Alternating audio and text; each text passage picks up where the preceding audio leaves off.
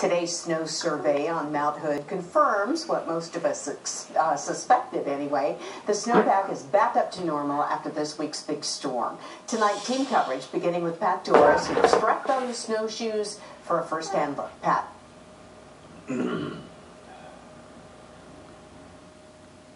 Hydrologist Julie Caberly and Melissa Webb are on a mission. They want to verify that telemetry equipment at a secret snow measurement site near Timberline is reporting accurately. They're interested in the snowpack and what it means for the summer water supply. It's been kind of a tricky year, and so the future weather forecast, the long term especially, has been difficult. So it's really hard to say. The actual measurement is straightforward. Julie shoves a hollow tube into the snow until it hits dirt. The depth of the snow is measured, and then it's weighed to see how much water is inside. 38.2 inches of snow water, and that's 110 inches of snow depth. The week's big snowstorm brought everything back to normal here. It really put a boost in our water supply, and so now we've looking at several basins around the state have climbed back up to normal. Down at Government Camp, the finding surprises no one. Our windows were clear. We were able to get some light through up until just the last couple days. So we lost our windows over the last few days. It's a good problem for those who've come here to play, like Kim Child and his family. Well, we were excited about the snow, and we're up here sledding, and so we'd like to enjoy ourselves, and so more snow is better for us. Back at the test site, the scientists are confident their instruments are working. Get in there, Skill, till next month. Now they'll watch to see what happens next. So far, so good. We're off to a good start, so we're hoping it will continue. It is. They're certainly hoping that here at Government Camp as well. Somebody just drove by a minute ago and said, "We need more snow. Where's the snow?" So they're excited. At least it's back to normal now. Back to you.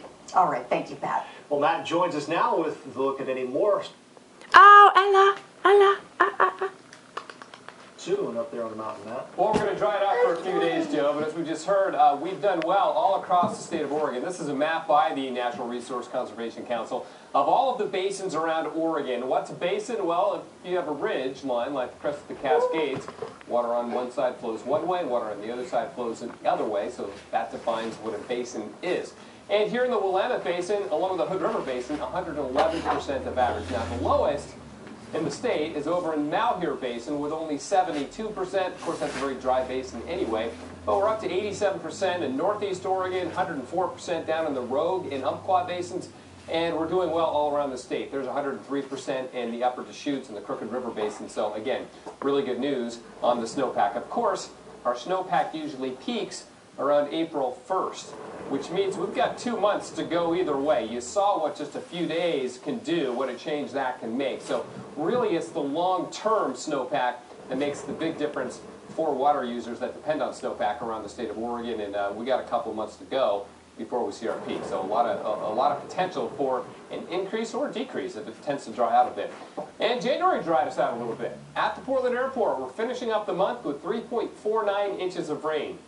I don't know if that sounds like a lot to you or a little, but it was less than average. It was 1.39 inches below the average, making it our driest month since September. You remember how much rain we got back in September? 0.04 of an inch. That was it.